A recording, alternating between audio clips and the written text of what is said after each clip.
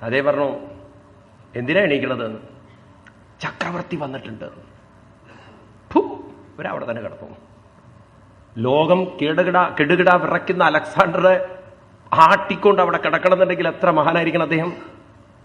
പറഞ്ഞു, ചക്രവർത്തിയാണ് വന്നിരിക്കുന്നത്, ചാടി എണീക്കുമെന്ന്. അദ്ദേഹം തലവെട്ടി കളയുന്നു. രണ്ടാമതൊരാട്ടല്. ഒരു പേടിയില്ലേ ചക്രവർത്തിയെ എന്നൊക്കെ പറഞ്ഞിട്ട്, ഒരു പേടിയില്ല, കൊല്ലുമെന്ന് പറഞ്ഞിട്ട് പേടിയില്ല. അവസാനം ചക്രവർത്തി തന്നെ വന്നു. രാജൻ ഇദ്ദേഹത്തിന് എണീപ്പിക്കാൻ പറ്റില്ല. അപ്പൊ രാജാവ് പറഞ്ഞു, ഞാൻ അലക്സാണ്ടർ ചക്രവർത്തി ലോകം കീഴടക്കിക്കൊണ്ടിരിക്കണു. രാട്ടില്. ലോകമല്ല സുഹൃത്തെ കീഴടക്കേണ്ടത്. ലോകത്തിന് ഏത് പൊട്ടനും കീഴടക്കാൻ പറ്റും? മരണത്തെ കീഴടക്കാൻ നോക്കൂന്ന്. നിന്നെ മരണം പിടികൂടിക്കൊണ്ടിരിക്കണോ, അതിനെ കീഴടക്കാൻ നിനക്ക് പറ്റുമോ നോക്കൂന്ന്. ഇത് കേട്ടതുണ്ടല്ലോ, അലക്സാണ്ടറുടെ ഉള്ളിലൊരു ഇലക്ട്രിക് പവർ പോകുന്നത് പോലെയാണ്. മരണത്തെ എങ്ങനെ കീഴടക്കാൻ പറ്റും? മരണം എല്ലാവർക്കും ഉള്ളതല്ലേ എന്ന്. എനിക്ക് മരണമില്ല, എന്നെ ഒരു മരണത്തിനും കേടുപാടുത്താൻ പറ്റില്ല. കാരണം ശരീരത്തിനെ മരണമുള്ളൂ. ഇതിൽ നിറഞ്ഞിരിക്കുന്ന ചൈതന്യത്തിനോ, ഈ ശരീരത്തെ നിലനിർത്തുന്ന ചൈതന്യത്തിനോ, ആ ശരീരത്തിനും ചൈതന്യത്തിനും ഇടയ്ക്കുള്ള മനസ്സിനോ അതിലൊന്നും മരണമില്ല. ഞാൻ എൻ്റെ മനസ്സിനെ അതിൽ ഉറപ്പിച്ചിരിക്കുന്നു, എനിക്ക് മരണമില്ല. അങ്ങനെ ഒരു അവസ്ഥ കൈവരിക്കാൻ പറ്റുമോന്നും, ഞാൻ ആ അവസ്ഥയിൽ അനുഭൂതിയിലിരിക്കണമെന്നും, എനിക്കത് കൈവരിക്കാൻ പറ്റുമോന്നും തീർച്ചയായിട്ടും ഒന്നും. എന്നാൽ എനിക്കത് അനുഭവിപ്പിച്ചു തരുമെന്ന്, എന്നെപ്പോലെ അപ്പുറത്ത് കടന്നോളൂ എന്ന്. അയ്യേ, ഒരു ഡ്രസ്സും ഇല്ലാണ്ടയോ? ഞാൻ ചക്രവർത്തി ഇങ്ങനെ കിടക്ക്. നീ ഏത് ചക്രവർത്തി? എവിടത്തെ ചക്രവർത്തി? നീ ഒരു ചക്രവർത്തിയല്ല. നീ വെറുതെ അഹങ്കരിക്കുകയാണ് ചക്രവർത്തി എന്ന്. നിന്നെ ചക്രവർത്തി എന്ന് നീ മാത്രമേ വിളിക്കുള്ളൂ. അല്ലല്ല, എന്റെ ജനങ്ങളെ മുഴുവൻ വിളിക്കുന്നു. മരിച്ചു കഴിഞ്ഞാൽ നിന്നെ ചക്രവർത്തി എന്ന് ആര് വിളിക്കുന്നു? ഈ ശരീരത്തിൽ ചൈതന്യമുള്ളത് കൊണ്ട് ആളുകൾ നിന്നെ ചക്രവർത്തി എന്ന് വിളിക്കുന്നത് നിന്നുള്ള പേടി കൊണ്ടാണെന്ന് പറയുന്നത്. നിനക്ക് രക്ഷപ്പെടണമെന്നുണ്ടോ? രക്ഷപ്പെട്ടോളൂ, നീ രോഗിയാണ്. അങ്ങനെ അങ്ങേക്ക് മനസ്സിലായിരുന്നു. നിന്റെ ഉള്ളിൽ ജ്വരം നിറഞ്ഞിരിക്കുകയാണ്, രോഗം വന്നിരിക്കുകയാണ്, രക്ഷപ്പെടാൻ നോക്കൂ. അതേ അവിടെ ശാന്തനായി കിടന്നു. ഇദ്ദേഹത്തിന് ശരിക്കും മനസ്സിലായി, ഇദ്ദേഹത്തിന് ഈ മഹാത്മാവിന് തന്റെ എല്ലാ കാര്യങ്ങളും അറിയാൻ സാധിക്കുന്നു. പിന്നെ തിരിച്ചു പോവാണ് അദ്ദേഹം. അലക്സാണ്ടർ ചക്രവർത്തി ഉണ്ടല്ലോ, ഭാരതത്തിന്റെ ഉത്തരേന്ത്യൻ ഭാഗം കഴിഞ്ഞിട്ട് തിരിച്ചു പോവുകയാണ്. അങ്ങനെ തിരിച്ചുപോയി അഫ്ഗാനിസ്ഥാൻ കഴിഞ്ഞതും അദ്ദേഹത്തിന്റെ ജ്വരം വർദ്ധിച്ചു. പിന്നെ അദ്ദേഹത്തിന് പോകാൻ പറ്റിയില്ല. അദ്ദേഹത്തിന് മരണം ഉറപ്പായ സമയത്ത് അദ്ദേഹം തന്റെ പ്രധാനമന്ത്രിയോട് പറയുന്ന വാക്കുകളുണ്ട്, എന്റെ ശവമഞ്ചം തയ്യാറാക്കിക്കൊള്ളൂ. പക്ഷേ ഒരു അപേക്ഷയുണ്ട്, ആ ശവമഞ്ചത്തിന്റെ എന്റെ തല വരുന്ന ഭാഗത്ത്, കൈകൾ വരുന്ന ഭാഗത്ത് 2 ദ്വാരങ്ങൾ ഇട്ടോളണമെന്നാണ്. അതെന്തിനാണ് രാജൻ? സാധാരണ ശവമഞ്ചത്തിന് ആരും അങ്ങനെ വെക്കാറില്ലല്ലോ. എന്റെ ശവമഞ്ചത്തിന് അത് വേണം മന്ത്രി. എന്തിനാ രാജൻ? അങ്ങ് ഞങ്ങളെ വിഷമിപ്പിക്കരുത്, അങ്ങേക്ക് മരണം വിഡ്ഢിത്തം പറയരുത്. ആ മഹാത്മാവ് പറഞ്ഞത് ശരിയാണ്. ഞാൻ മരണത്തിന്റെ കയ്യിലേക്ക് പോയിക്കൊണ്ടിരിക്കുകയാണ്. ഏത് സമയം മരണം എന്നെ വീഴ്ത്തും. അതിനു മുമ്പ് പറഞ്ഞത് കേൾക്കൂ, 2 ദ്വാരങ്ങൾ വെക്കണം. എന്തിനാ രാജൻ? എന്റെ 2 കൈകളും ആ ദ്വാരത്തിലൂടെ പുറത്തേക്ക് നീട്ടിക്കൊണ്ടു വേണം എന്റെ ശവമഞ്ചം കൊണ്ടുപോകാൻ. എന്തിനാ രാജൻ? ആരെങ്കിലും ചോദിക്കുകയാണ് എന്തിനാണെന്ന് ചോദിച്ചാൽ പറയണം, ലോകം കീഴടക്കുന്ന, അഹങ്കരിക്കുന്ന, അഭിമാനിച്ച ചക്രവർത്തി ഇവിടെ നിന്ന് പോകുമ്പോ ഒന്നും കൊണ്ടുപോയിട്ടില്ല. ഇതാണ് സത്യം. ഇത് നമ്മൾ ഉൾക്കൊള്ളാൻ തയ്യാറല്ല പലരും. കാരണം നമ്മൾ ധരിച്ചിരിക്കുന്നത് നമുക്ക് എന്തൊക്കെയോ കൊണ്ടുപോകാൻ സാധിക്കും, അല്ലെങ്കിൽ കൊണ്ടുപോകാൻ സാധ്യമില്ല നമുക്കറിയാം, പക്ഷെ അതുവരെ നിലനിർത്താൻ സാധിക്കുന്നതാണ്. പഞ്ചാബില് ഗുരുനാനാക്കിന്റെ കാലഘട്ടത്തിൽ ഒരമ്മ വളരെയധികം ഗുരുനാനാക്കിൽ ആകർഷിക്കപ്പെട്ടിട്ട് ഒരു വലിയൊരു ഇൻഡസ്ട്രിയിൽ നടത്തുന്ന തോല് വ്യവസായം, അതിന്റെ വ്യവസായം നടത്തുന്ന ഒരാളുടെ ഭാര്യ വളരെയധികം ആകർഷിക്കപ്പെട്ടിട്ട് അദ്ദേഹത്തിന്റെ പ്രഭാഷണങ്ങളും ഇതിലെല്ലാം മനസ്സിലയിപ്പിച്ചുകൊണ്ട് അവർ ജീവിക്കുന്നതിനിടയിൽ ഒരു ദിവസം ഗുരുനാനാക്കിനോട് പറഞ്ഞു, എന്റെ ഭർത്താവിന് ഇതുവരെ കണ്ണു തുറന്നിട്ടില്ല, അതെപ്പോഴും പണം പണം പണം, ഇത് വർദ്ധിപ്പിക്കണം, ഇതുകൊണ്ട് ഇനിയും പലതും ലോകങ്ങൾ നേടിയെടുക്കണം, ഈ ധാരണയിലാണ്. അദ്ദേഹം നേടിക്കോട്ടെ, കുറച്ചു സമയമെങ്കിലും ഭഗവത് വിചാരത്തിലേക്ക് അദ്ദേഹം സമ്മതിക്കുന്നില്ല. ഞാൻ എന്ത് ചെയ്യണം എന്റെ ഭർത്താവിന്റെ മനസ്സൊന്ന് മാറ്റിയെടുക്കാൻ? പറഞ്ഞൊരു കാര്യം ചെയ്യൂ, ഒരു ദിവസം എന്നെ വീട്ടിലേക്ക് വിളിക്കൂ. അങ്ങനെ ഗുരുനാനാക്കിനെ വീട്ടിലേക്ക് വിളിക്കാൻ ഭർത്താവിനോട് പറഞ്ഞു, ഒന്ന് ജോലിക്ക് പോകരുത്, വലിയ മഹാനാണ് നമ്മുടെ വീട്ടിലേക്ക് വരുന്നത്. അദ്ദേഹം വരണു, കാലമൊക്കെ കഴുകി പൂജിച്ചിരുത്തി അദ്ദേഹത്തിന് ചില ഭക്ഷണാദികളൊക്കെ കൊടുത്ത്, എന്നിട്ട് ഗുരുനാനാക്ക് ഈ വലിയ പണക്കാരനോട് പറയുകയാണ്, അങ്ങനെ എനിക്ക് ഒരു ഉപകാരം ചെയ്യണമെന്ന്. എന്താണ്? അദ്ദേഹത്തിന്റെ കയ്യിൽ ഒരു സ്വർണത്തിന്റെ സൂചി കൊടുത്തു എന്നാണ്. സ്വർണം കൊണ്ടുണ്ടാക്കിയ സൂചി. ഇതങ്ങ് കൈവശം വെക്കണം. എന്തിനാണത്? ഞാൻ മരിച്ച് സ്വർഗത്തിൽ ചെന്നാൽ അങ്ങും മരിച്ച് സ്വർഗത്തിലെത്തുമ്പം അവിടെ വെച്ച് എനിക്ക് തരണം എന്ന്. ഭൂമിന്നല്ല, എവിടുന്ന്? സ്വർഗത്തിൽ നിന്ന്. ആ ആശാനത് മേടിച്ചു വെച്ചു. എത്ര ധൈര്യമുണ്ട് നോക്കൂ. എന്നിട്ട് അത് കയ്യിൽ വെച്ചിട്ട് ഭാര്യയ്ക്ക് കൊടുത്തിട്ട് പറഞ്ഞു, വേണ്ട ഇങ്ങോട്ട് നീ മറന്നു പോകുന്നതെന്ന്. ഞാൻ മരിക്കുന്ന സമയത്ത് നിനക്കെങ്ങനെ ഓർമ്മ ഉണ്ടാവും എനിക്ക് തരണമെന്ന്? ഞാൻ കയ്യിൽ വെച്ചോളാം. എന്നിട്ട് എടുത്തു വെച്ചു. അത് കഴിഞ്ഞ് ഗുരുനാനാക്ക് അവിടെ നിന്ന് ഇറങ്ങുന്ന സമയത്ത് ഭാര്യ ഒരു കുത്തു കൊടുത്തോണ്ട് ചോദിച്ചു, അല്പമെങ്കിലും ബുദ്ധിയുണ്ടോ നിങ്ങൾക്ക്? മരിച്ചു കഴിഞ്ഞാൽ നിങ്ങളുടെ ശരീരത്തിൽ ഒരു അംശമെങ്കിലും സ്വർണം വെക്കാൻ ഞങ്ങൾ സമ്മതിക്കുമോ? നിങ്ങൾക്കൊക്കെ ധൈര്യമുണ്ടോ? നിങ്ങളുടെയൊക്കെ ശരീരത്തിൽ സ്വർണം വെക്കാൻ ആരെങ്കിലും സമ്മതിക്കുമോ? നിങ്ങൾ ഉത്തരം പറയില്ല, എനിക്കറിയാം. ഒരാളുടെ ശരീരത്തിലും ഒരംശം പോലും സ്വർണം വെക്കാൻ ഒരാളും സമ്മതിക്കില്ല. നിങ്ങളുടെ ശരീരത്തിൽ ഈ സൂചി വെക്കാൻ നിങ്ങൾക്ക് സാധിക്കുമോ? നിങ്ങൾ സൂചി വെച്ചാൽ തന്നെ ഞങ്ങൾ എടുത്ത് മാറ്റില്ലേ? അപ്പോഴാണ് അദ്ദേഹത്തിന് മനസ്സിലായത്, ഞാൻ കൊണ്ടുപോവാമെന്ന് വിചാരിച്ചാലും കൊണ്ടുപോവാൻ മറ്റുള്ളവർ സമ്മതിക്കില്ല. പിന്നെ എവിടെ കൊണ്ടുപോകാൻ പറ്റണോ നിങ്ങൾക്ക്? ഈ ശരീരം ഇവിടെ ഇട്ടുകഴിഞ്ഞാൽ ശരീരത്തിൽ വെച്ച സാധനം കൊണ്ടുപോകാൻ പറ്റുമോ? അപ്പോഴാണ് അദ്ദേഹത്തിന് തിരിച്ചറിവ് സംഭവിക്കുന്നത്. അപ്പൊ പിന്നെ ശരിക്കും എന്താ എനിക്ക് കൊണ്ടുപോകാൻ പറ്റുക? ചെന്ന് ചോദിക്കൂ. അന്ന് മുതൽ മനസ്സ് മാറിയാണ്.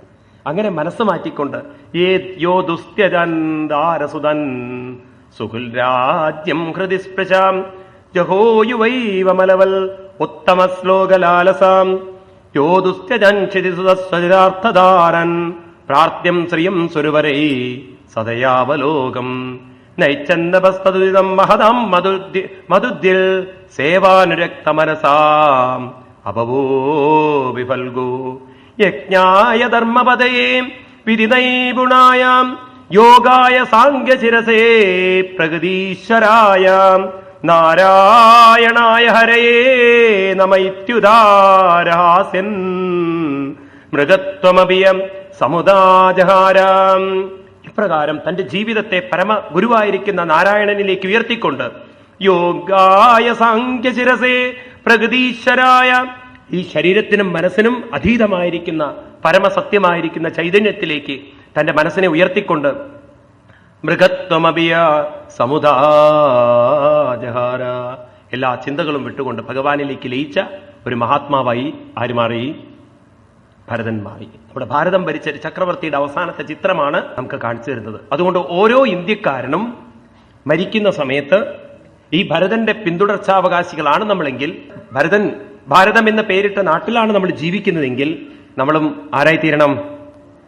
അവസാനം ഭഗവാനിലേക്ക് തന്നെ ശ്രദ്ധ വന്ന് അതിൽ തന്നെ മനസ്സുറപ്പിച്ചുകൊണ്ട് ഭട്ടതിരിപ്പാട് പറയുന്നത്, യോഗീന്ദ്രാണം ത്വദംഗേഷധിക സമുദരം മുക്തിഭാജം നിവാസോ ഭക്താനം കാമവർഷദ്യുതരുസലയം നാദതേ പാദമൂലം നിത്യം ചിത്തസ്ഥിതം മേ പവനപുരപതി കൃഷ്ണകാരുണ്യ സിന്ധോ ഹൃത്വാ നിശേഷതാവൻ പ്രതിശതു പരമാനന്ദ സന്തോഹലക്ഷ്മി. അവസാനം നമ്മുടെ മനസ്സിൽ ചിത്തം അത് ഭഗവാനിലായിരിക്കണം. ഭഗവാൻ എവിടെയായിരിക്കണം? ചിത്തത്തിലായിരിക്കണം. അങ്ങനെയുള്ളൊരു അവസ്ഥയിലേക്ക് നമ്മുടെ മനസ്സിനെ ഉയർത്തണം.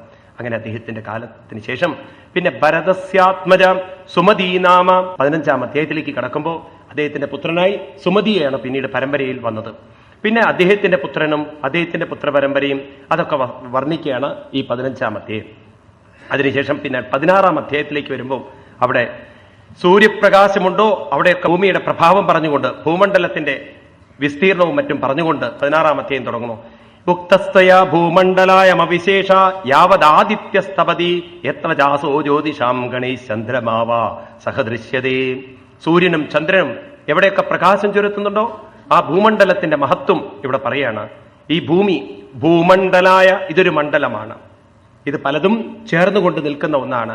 സ്ഥൂലരൂപ ആവേശിതം, ഈ ഭൂമണ്ഡലത്തിൽ ഗണമയേ സ്ഥൂലരൂപ ആവേശിതം മനോഗുഹിണേവി സൂക്ഷ്മതമ ആത്മജ്യോതിഷി പരേ ബ്രഹ്മണി ഭഗവതി വാസുദേവാക്കേക്ഷമമാവേശിതം തതുഹൈതൽ ഗുരോർഹ അസ്യ അനുവർണയിതുമിതി. എനിക്ക് പറഞ്ഞു തരണം, ഈ സ്ഥൂലമായിരിക്കുന്ന ഭൂമിയിൽ അനവധി ദ്വീപുകളും മറ്റൊക്കെ ഉണ്ടായി. പിന്നീട് ഈ ഭാരതഖണ്ഡത്തിന്റെ മഹത്വം, ഭഗവാനിലേക്ക് ശ്രദ്ധ തിരിച്ച മഹാത്മാക്കളുടെയൊക്കെ മഹത്വം, ഇതൊക്കെ എനിക്കിന്ന് വർണ്ണിച്ചു തരണം എന്ന് പറഞ്ഞപ്പം ശ്രീശുക ബ്രഹ്മർഷി അത് പറഞ്ഞു കൊടുക്കുകയാണ്. നവൈ മഹാരാജ ഭഗവതോ മായ ഗുണവിഭൂതേ കാഷ്ണം മനസാ വചസാവാദിഗന്ധുമമലം വിഭുതായുഷാഭി പുരുഷസ്തസ്മാത് പ്രാധാന്യേവ ഭൂഗോള വിശേഷം നാമ രൂപമാന ലക്ഷണതോ വ്യാഖ്യാസ്യാമ.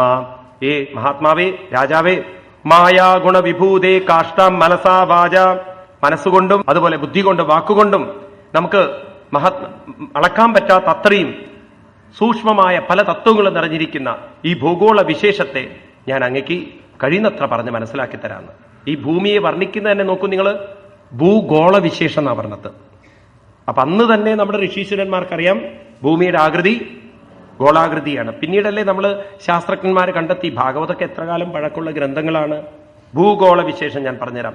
യോവ അയം ദീപ കുവലയകമലകോശാഭ്യന്തരകോശോ നീതയോജന വിശാല സമവത്തോ തുളോയതാ പുഷ്പരപത്രം. ഇതുപോലെയാണ്, താമരപ്പൂവിനെ പോലെയാണ് ഈ ഭൂമിയെ ഋഷീശ്വരന്മാർ കണ്ടിരിക്കുന്നത്. ഒരു താമരപ്പൂ, അതും എങ്ങനെയുള്ള താമരപ്പൂ? 7 ദളങ്ങളുള്ള താമരപ്പൂ. ഇതിലെത്ര ദ്വീപുകളാണ്? 7 ദ്വീപുകളാണ്. എത്ര കടലുകളാണ്? 7 കടലുകളാണ്. അപ്പൊ ഈ 7 ദളങ്ങളുള്ള ഒരു താമരപ്പൂവായിട്ട്, എന്നിട്ടോ അതിന്റെ ഉള്ളിൽ കുവലയ കമല കോശാഭ്യന്തരകോശോ, അതിന്റെ മുട്ടായിട്ട് നിൽക്കുന്നതാണ് നമ്മൾ നിൽക്കുന്ന ജംബൂദ്വീപം എന്ന് പറയുന്ന ഈ ഭാരതഖണ്ഡം. എന്നിട്ടോ ഇങ്ങനെയുള്ള ഈ നവയോജന സഹസ്രായാൻ അഷ്ടബിര് മര്യാദാധിഗിരിഭി സുവിദക്താനി ഭവന്തി ഏഷാ മധ്യേ ഇലാവൃതം നാമാഭ്യന്തരവർഷം യസ്യ നാഭ്യാം അവസ്ഥിത. ഇങ്ങനെ അവിടെ അതിനുശേഷം ഓരോരോ ഈ ഭാരതത്തിൽ തന്നെ പലതരത്തിലുള്ള വർഷങ്ങളും ഇലാവർഷം ഇങ്ങനെയൊക്കെയുള്ള ഓരോ വർഷങ്ങളുണ്ടായതും അതൊക്കെ വിസ്തരിച്ച് പറഞ്ഞിട്ട് പിന്നീട് 17ാമത്തെ അധ്യായത്തിലേക്ക് കടക്കുന്ന സമയത്ത് ഭഗവാൻ ഈ ഭൂമിയിൽ പലതരത്തിലുള്ള, ഭൂമി എന്ന് പറഞ്ഞാൽ ഭാരതത്തില് പലതരത്തിലുള്ള അവതാരങ്ങൾ പല സമയത്തും എടുത്തിരുന്നു എന്ന് അത് വർണ്ണിക്കുകയാണ് അവിടുന്ന്. ഭഗവാന്റെ ഭഗവൽ പതിത്യനുപലക്ഷിതവജോബി ദീയമാനാദി മഹതാ കാലേന യുഗസഹസ്രോപലക്ഷണേവതിവോ മൂർധിന്യവതാര. ഭഗവാൻ പലതരത്തിലുള്ള അവതാരങ്ങൾ എടുത്തിരുന്നു എന്ന് പറഞ്ഞ് ആ ഭഗവാനെ ഇവിടെ പരമശിവൻ തന്റെ ഹൃദയത്തിൽ സംഘർഷണമൂർത്തിയെ കണ്ടുകൊണ്ട് ആ സംഘർഷണമൂർത്തിയെ നമസ്കരിച്ചുകൊണ്ട് ഇവിടുന്ന് തുടങ്ങുകയാണ് ആ ഭഗവാന്റെ ഓരോരോ അവതാര വർണ്ണങ്ങളും. ഓം നമോ ഭഗവതേ മഹാപുരുഷായ സർവഗുണസംഖ്യാനായ അനന്തായ വ്യക്തായ നമൈതി ഭജേ ഭജന്യാരണപാദമംഗജം ഭഗസ്യ കൃസ്തസ്യ പരമ്പരായണം ഭക്തേശലം ഭാവിത ഭൂതഭാവനം പവാപഹം ത്വാ ഭവഭാവമീശ്വരം. ഭഗവാനെ, അവിടുത്തെ ഞങ്ങൾ ശരണം പ്രാപിക്കുന്നു. ഏതൊരു ശരണാർഹമായ പാദങ്ങളാണോ ഈ ഭൂമിയിൽ അവതരിച്ചിരിക്കുന്ന മഹാത്മാക്കളായിരിക്കുന്ന നിങ്ങളെപ്പോലുള്ളവർക്കുള്ളത്, അങ്ങനെയുള്ള ഞങ്ങളെ ഭജനത്തിലൂടെ ഉയർത്താൻ വന്നിരിക്കുന്ന, എല്ലാ ഭവഭാവനത്തിൽ നിന്ന് ഉയർത്താൻ വന്നിരിക്കുന്ന നിങ്ങളെ ഞങ്ങളിതാ നമസ്കരിക്കുന്നു എന്ന് പറഞ്ഞ് പരമശിവൻ അവരെ നമസ്കരിക്കുന്നതായിട്ടും, പിന്നീട് അടുത്ത 18ാമത്തെ അധ്യായത്തിലേക്ക് കടക്കുമ്പോൾ അവിടെ ഭദ്രസ്രവസ്സുകൾ അവരുടെ ധർമ്മദേവ പുത്രനോട്, അതായത് ഭദ്രസ്രവസ്സുകൾ എന്ന പേരിൽ അവരുടെ ധർമ്മദേവ പുത്രനോട് ഹയഗ്രീവമൂർത്തിയുടെ മഹത്വം പറഞ്ഞ് വർണ്ണിക്കുകയാണ്. ഹയഗ്രീവമൂർത്തി എന്ന് പറഞ്ഞാൽ ഭാരതത്തിലെ ഒരു സങ്കല്പം എന്താന്ന് വെച്ചാൽ, ഒരിക്കൽ വേദം നഷ്ടപ്പെട്ടു പോയി, ആ വേദത്തെ വീണ്ടെടുത്ത മൂർത്തിയാണ് ഹയഗ്രീവമൂർത്തി. എന്നിട്ട് ബ്രഹ്മാവിന് തിരിച്ചു കൊടുത്തു എന്നാണ്. അതുകൊണ്ട് ഗുരുവിന്റെ സ്ഥാനമാണ് ആർക്ക് വെച്ചത്? ഹയഗ്രീവിന് കൊടുത്തിരിക്കുന്നത്. എന്നിട്ട് ഭദ്രസ്രവസ്സുകൾ പറയാണ് അവര്, അഹോ വിചിത്തം ഭഗവൽ വിജേഷ്ടിതം ഗ്രന്ഥം ജനോയം മിഷന്നപശ്യതി ധ്യായന്ന സത്യർഹി വികർമ്മ സേവിതും നിർഗത്യപുത്രം പിതരം ജിജിവീഷതി. നമ്മുടെ ഈ ലോകത്തിന്റെ ജീവിതം കണ്ടിട്ട് നോക്കൂ, ഇതൊക്കെ ഒരു 5000 വർഷങ്ങൾക്ക് മുമ്പ് എഴുതിയതാണെങ്കിലും ഇന്നും ആ ശ്ലോകങ്ങൾക്കുള്ള ഒരു മഹത്വം, അതിന്റെ കർത്തവ്യാപ്തി നോക്കൂ. ആളുകളെ നോക്കിക്കൊണ്ട് പറയണ, അഹോ വിചിത്രം, എത്ര വിചിത്രമാണ് ഈ ലോകത്തിലുള്ള ആളുകളുടെ ജീവിതം. ഭഗവൽ വിജേഷ്ടിതം, ഭഗവാന്റെ ലീല മായ എന്നല്ലാതെ എന്താ പറയുക? ആളുകൾ ഗ്രന്ഥം ജനോയം മിഷന്നപശ്യതി, ആളുകൾ പരസ്പരം കലഹിച്ചും പോരടിച്ചും കൊന്നുകൊണ്ടും അവരവരുടെ ശ്രേയസ് എന്താണെന്ന് മനസ്സിലാക്കുന്നില്ല. ധ്യായൻ അസത്ത്, അവര് ധ്യാനിക്കുന്നത് മുഴുവൻ അസത്ത്, അസത്തിനെയാണ്, ഏതിനെയല്ല? സത്തിനെയല്ല. എന്നിട്ടോ വികർമ്മ സേവിതം, ആ അസത്തായിരിക്കുന്ന അവരുടെ ചിന്തകളെ തൃപ്തിപ്പെടുത്താൻ വേണ്ടിയിട്ട് ഏത് കർമ്മങ്ങൾ ചെയ്യാനും കൊല്ലാനും തയ്യാറാണ്. ഏതൊക്കെ രീതിയിൽ കൊല്ലാൻ തയ്യാറാണെന്നുള്ളത് നമുക്ക് അത്ഭുതങ്ങളാണ് ഓരോരുത്തരുടെയും വിചിത്രം. തന്റെ കാര്യങ്ങൾ നേടിയെടുക്കാൻ വേണ്ടിയിട്ട്. നിർഹൃത്യപുത്രം പിതരം ജിജിവീഷതി. പുത്രൻ സമ്പാദിച്ചു കൂട്ടിയ പണം, ആ പുത്രൻ ആക്സിഡന്റിലോ മറ്റോ മരിച്ചു കഴിഞ്ഞാൽ ആ അച്ഛൻ ആ പുത്രനെ ദഹിപ്പിച്ചതിന് ശേഷം ആ പുത്രൻ സമ്പാദിച്ചു കൂട്ടിയ പണവും എടുത്ത് പിതരം ജിജിവീഷതി, അച്ഛനമ്മമാര് ജീവിക്കുന്നുവെങ്കിൽ ഇതിലപ്പുറമൊക്കെ വിചിത്രമുണ്ടോ എന്നാണ്. കാരണം ഇത് തന്നെ ജീവിതം എന്നവരങ്ങോട്ട് ധരിച്ചു ഉറപ്പിച്ചിരിക്കുകയാണ്. ഭഗവാൻ അറിയും, ഗീതയിൽ പറയും, നാത്യസ്നതസ്തു യോഗോസ്തി നൈകാന്തമനസ്നതാം നചാതി സ്വപ്നശീലസ്യ ജാഗ്രതോ നൈവ ചാർജുനാം. ഹേ അർജുന, അവന് യോഗം ന അസ്തി, അവന് യോഗമില്ല. ആർക്കില്ല? ആർക്കാണോ ഈ ലൗകികം തന്നെയാണ് ജീവിതമെന്ന് ഉറച്ചിരിക്കുന്നത്, അവൻ അമ്പലത്തിൽ പോയിക്കോട്ടെ, കുറെയൊക്കെ വഴിപാടുകൾ ചെയ്തോട്ടെ, അവന് ആത്മീയമായി തന്റെ മനസ്സിനെ ഉയർത്താൻ സാധ്യമല്ല. കാരണം അവൻ വിവേകം കൊണ്ടല്ല ആത്മീയത കൊണ്ടു നടക്കുന്നത്. ആ വിവേകമില്ലാത്തവൻ എന്തൊക്കെ ചെയ്താലും അതിനെ ആത്മീയത എന്ന് പറയാൻ പറ്റില്ല. വിവേകമില്ലാത്തവൻ ജീവിതം നയിക്കുമ്പോൾ എന്തിനാണ്, ഏതാണ്, എങ്ങനെയാണ് എന്നൊന്നും മനസ്സിലാക്കാതെ അവൻ ജീവിതം കൊണ്ടു നടക്കുമ്പോൾ അവൻ അറിയുന്നില്ല അവന്റെ ജീവിതം അവനൊരു ദുരന്തത്തിലേക്കാണ് കൊണ്ടുപോകുന്നത്. അതുകൊണ്ട് ഋഷീശ്വരന്മാര് പറയണു, വദന്തി വിശ്വം കവയസ്മനശ്വരം പശ്യന്തി ജാത്യാത്മവിദോ വിപശ്ചിതാം തദാഭിമുഖ്യന്തി തവാജമായയാം സ്വവിസ്മിതം കൃത്യമജം നദോസ്മിതം. വദന്തി വിശ്വം, ഈ വിശ്വം എന്ന് പറയുന്നത് ഋഷീശ്വരന്മാരെ കവയ വദന്തി, കവികൾ ഋഷീശ്വരന്മാരെ ജ്ഞാനികൾ പറയുന്നു, നശ്വരം, ഇത് നശ്വരമാണ്. നശ്വരം എന്ന് പറഞ്ഞാൽ നമ്മളെ ഒരു നെഗറ്റീവായി ചിന്തിക്കുകയല്ല. നശ്വരം എന്ന് പറഞ്ഞാൽ അർത്ഥം നമ്മുടെ മനസ്സിന്റെ പിടിയിൽ നിൽക്കാത്തതാണ്. You cannot hold it. നമ്മുടെ സ്വന്തം ജീവിതം എടുത്തു നോക്കൂ. നിങ്ങളുടെ യൗവനത്തെ പിടിച്ചു നിർത്താൻ നിങ്ങൾക്ക് പറ്റുമോ? നിങ്ങൾ പിടിച്ചു നിർത്താൻ വേണ്ടി പലതും ചെയ്തു നോക്കുന്നുണ്ട്. പിടിച്ചു നിർത്താൻ പറ്റുമോ? നിങ്ങളുടെ പണത്തെ നിങ്ങൾക്ക് പിടിച്ചു നിർത്താൻ പറ്റുമോ? എത്രയൊക്കെ നിങ്ങൾ പിടിച്ചു നിർത്താൻ നോക്കിയാലും അതിനെ മറ്റുള്ളവർക്ക് തട്ടിയെടുക്കാൻ പറ്റില്ലേ? എത്രയെത്രയോ ആളുകൾ ദുരന്തങ്ങളിൽ അനുഭവപ്പെട്ടു പോകുന്നില്ലേ? ഇത് നിങ്ങളുടെ സമ്പത്തിനെയും സാമ്രാജ്യത്തെയും തകർക്കാൻ നിമിഷം മതി പ്രകൃതിക്ക്.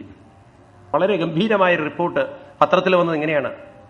ഒരു വലിയൊരു വീട്ടിന്റെ ഉടമസ്ഥൻ, അദ്ദേഹത്തിന് ഒരുപാട് ഫ്ളാറ്റുകൾ സമുച്ചയങ്ങളൊക്കെ ഉണ്ട്.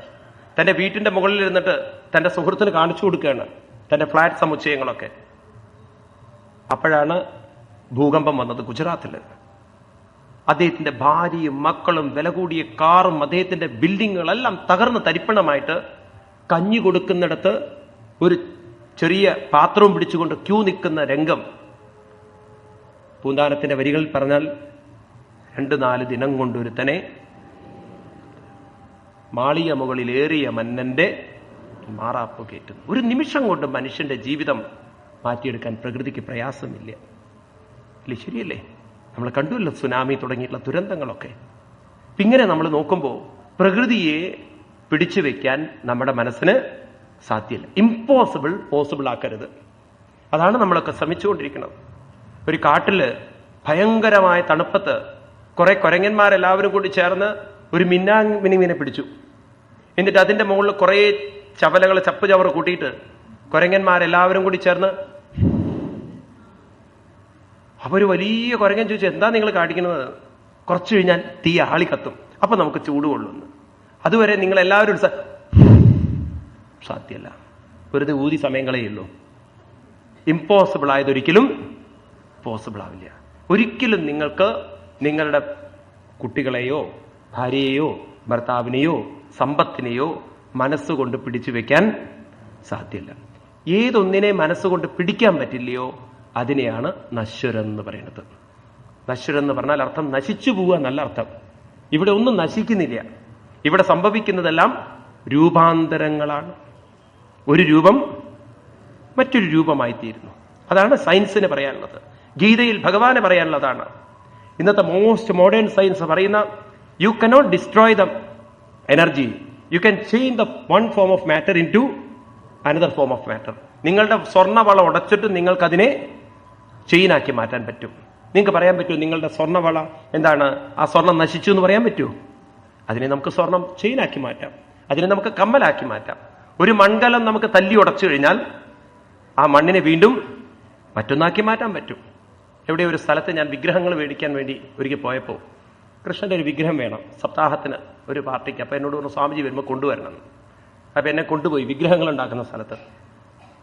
അത്ഭുതമായിരുന്നു ആ കാഴ്ച. ചില വിഗ്രഹങ്ങളൊക്കെ തിരിച്ചു വന്നിട്ടുണ്ട്. കൈയില്ലാത്ത കൃഷ്ണൻ, തലയില്ലാത്ത കൃഷ്ണൻ, ഇങ്ങനെ പല കൃഷ്ണന്മാരും. ഈ കൃഷ്ണന്മാരെയൊക്കെ നിരത്തി വെച്ചിട്ട് ഇതിന്റെ മുകളിൽ കൂടെ ഒരു വണ്ടി വലിയൊരു സാധനം അവർ ഉരുട്ടുകയാണ്. എന്നിട്ട് വീണ്ടും അതൊക്കെ ഉടച്ച്, ഒരു പക്ഷേ നിങ്ങൾ അത്ര കൃഷ്ണഭക്തന്മാരാണെങ്കിൽ നിങ്ങളുടെ ഹൃദയം തകരും. കാരണം അവർക്കത് കൃഷ്ണനല്ല, അവർക്കത് മണ്ണാണ്. അവർക്ക് അത്ര വ്യക്തമാണ്. അവർക്ക് അത് കളിമണ്ണ് കൊണ്ടുണ്ടാക്കിയതാണ്. ഇനി വീണ്ടും ഇതെല്ലാം ഉടച്ച് കളിമണ്ണാക്കിയാൽ വീണ്ടും മറ്റൊരു രൂപത്തെ ഉണ്ടാക്കാൻ സാധിക്കുന്നത്. നമ്മൾ കൃഷ്ണനെ കാണുന്നു, അവര് കളിമണ്ണിനെ കാണുന്നു. ഇതുപോലെ നമ്മുടെയൊക്കെ ജീവിതത്തിൽ നമ്മൾ നോക്കുമ്പോൾ ഒരു രൂപം മാറി മറ്റൊരു രൂപം. അപ്പൊ നാശമല്ല ഇവിടെ സംഭവിക്കുന്നത്, ചേഞ്ചാണ്. അപ്പൊ ഗീതയിൽ ഭഗവാൻ പറയും, അവ്യക്താദീനി ഭൂതാനി വ്യക്തമദ്യാനി ഭാരത അവ്യക്തനിധനാന്യേവ തത്ര കാ പരിദേവന. അർജുന, അവ്യക്തതയിൽ നിന്ന് വന്നത് വ്യക്തമാവുന്നു, വീണ്ടും അതെല്ലാം അവ്യക്തം. തത്ര കാ പരിദേവന. ഇതിലെന്ത് പരിദേവനം? ദുഃഖിക്കാൻ എന്തിരിക്കണോ? ചിന്തിക്കൂ നീ. ഇതുപോലെ കവയസ്മനശ്വരം പശ്യന്തി ചാത്യാത്മവിദോ വിപശ്ചിതാം തഥാഭിമുഖ്യന്തി തവാജമായയാം സുവിസ്മിതം കൃത്യമജം നദോസ്മിതം. ഇതിൽ പെട്ടുകൊണ്ട് നമ്മുടെ ജീവിതമുണ്ടല്ലോ, ഇങ്ങനെ നമ്മൾ കറങ്ങി കറങ്ങി കറങ്ങി കേടുവരുത്തുന്നു. പണ്ട് വൃന്ദാവനത്തില് ചൈതന്യ മഹാപ്രഭുവിന്റെ ശിഷ്യന്മാരായിട്ട് 6 പേരുണ്ടായിരുന്നു. അവരെ ഗോസ്വാമിമാരെന്നാണ് പറയുക, ഗോസ്വാമിമാര്.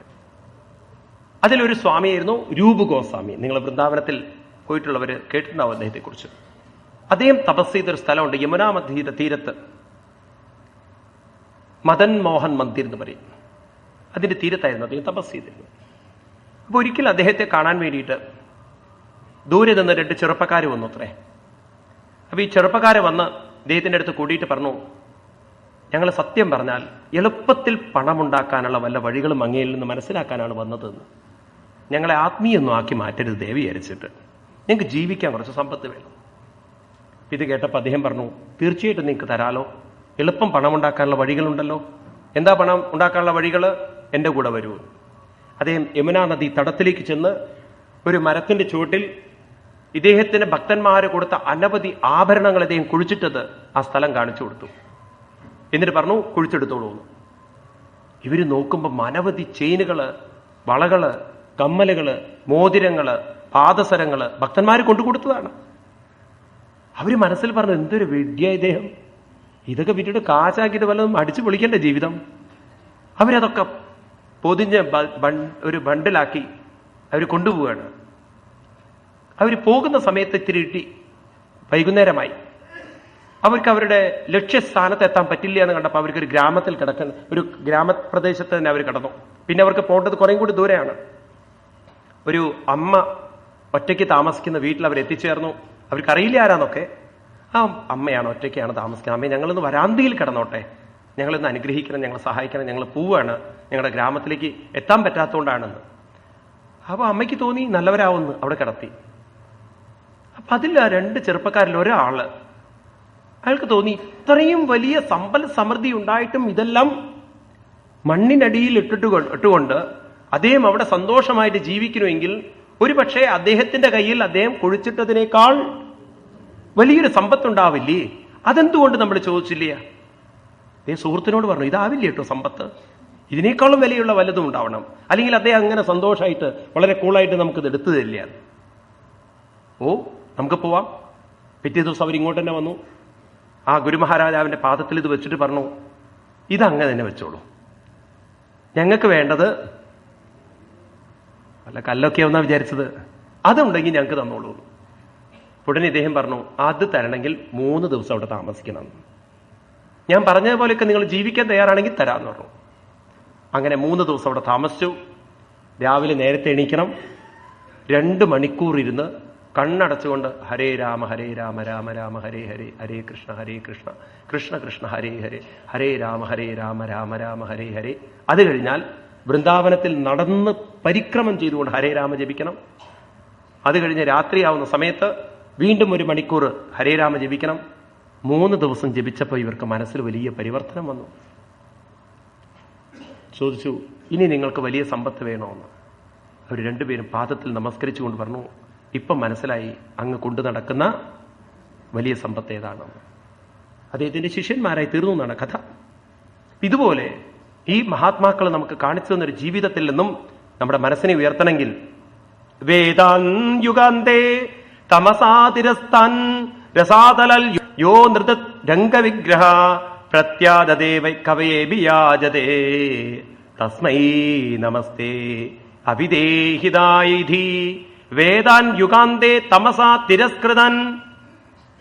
യുഗാന്തേ യുഗത്തിന്റെ അന്തത്തിൽ തമസ ഇരുട്ടുകൊണ്ട് അവിവേകം കൊണ്ട് വേദാൻ തിരസ്കൃതൻ രസാതലത്തിൽ കൊണ്ടുപോയി വേദങ്ങളെ വെച്ചപ്പോ ഏതോ ഒരു അസുരൻ അവിടെ കൊണ്ട് വെച്ച സമയത്ത് അതിൽ നിന്നും നൃതുരംഗ വിഗ്രഹ ഹയഗ്രീവമൂർത്തിയായി വന്ന് അങ്ങ് വീണ്ടും ഈ വേദങ്ങളെ പ്രത്യാദതേ കവയേ ബിയാജിതേ ഭ്രമാവിനായി ആ വേദങ്ങളെ തിരിച്ചു കൊടുത്ത അങ്ങയുടെ പാദാരവിന്ദങ്ങളെ ഞാൻ നമസ്കരി തസ്മൈ നമസ്തേ അവിദദേഹിതായ ഇതി.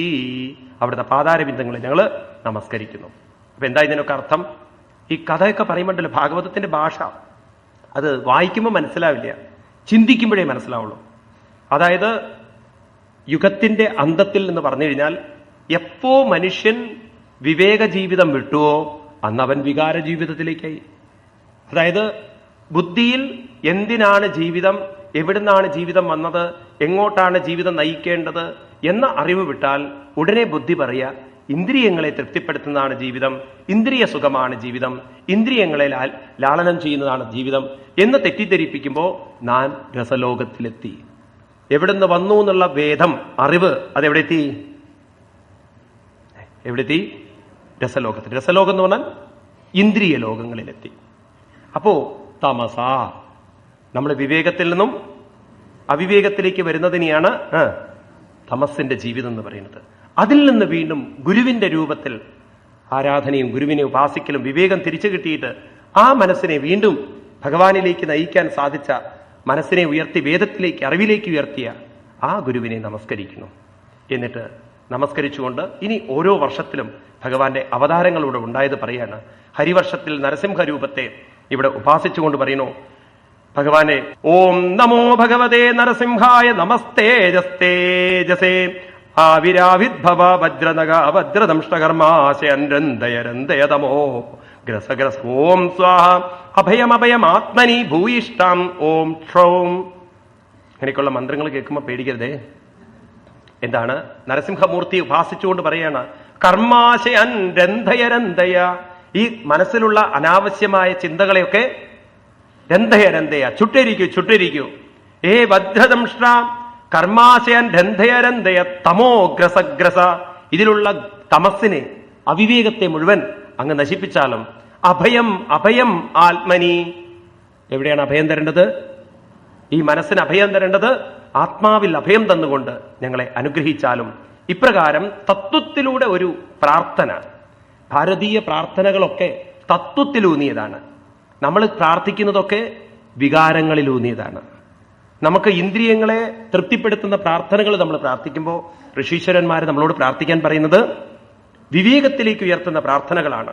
എന്നിട്ട് പ്രാർത്ഥിച്ചുകൊണ്ട് പറയുന്നു സ്വസ്ത്യസ്തു വിശ്വസ്യകല പ്രസീദതം ധ്യായന്തു ഭൂതാനി ശിവം മിതോദിയാ മനശ്ച ഭദ്രം ഭജദാദോക്ഷരേ ആവേശിതം നോ മതിരപ്യഹൈതുവേ.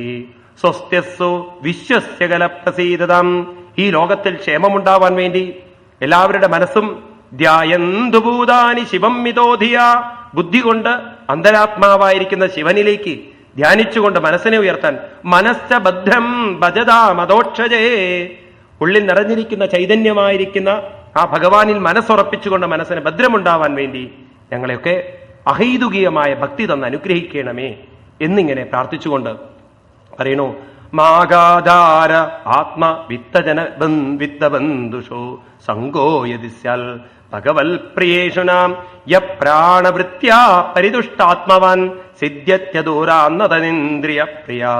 ഭഗവാനെ, ഞങ്ങൾക്ക് ഇതൊക്കെയാണ് അവർ പ്രാർത്ഥിച്ചത്. ആഘാരധാര ആത്മജ വിത്ത ബന്ധുൻ സങ്കോമാ. ഞങ്ങളുടെ കൂടെയുള്ള എന്തെല്ലാം സുഖസൗകര്യങ്ങളുണ്ടോ അതിലൊന്നും മനസ്സ് ഒട്ടിപ്പിടിക്കാൻ പാടില്ല. പിന്നെ എവിടെയാ മനസ്സ് ഒട്ടിപ്പിടിക്കേണ്ടത്? ഭഗവൽ പ്രിയേഷു. ആരുടെ കൂടെ പോണം? വിവേകികളായിട്ടുള്ള ആളുകളുടെ കൂടെ പോണം. യപ്രാണവിത്യാ പരിതുഷ്ട ആത്മവൻ. അങ്ങനെ നമ്മുടെ മനസ്സിനെ പരിതുഷ്ടിയിലേക്ക് ഉയർത്തിക്കൊണ്ട് ഇന്ദ്രിയങ്ങളുടെ പ്രീതിയിലേക്ക് കൊണ്ടുപോകാൻ അനുവദിക്കരുതേ ഭഗവാനെ.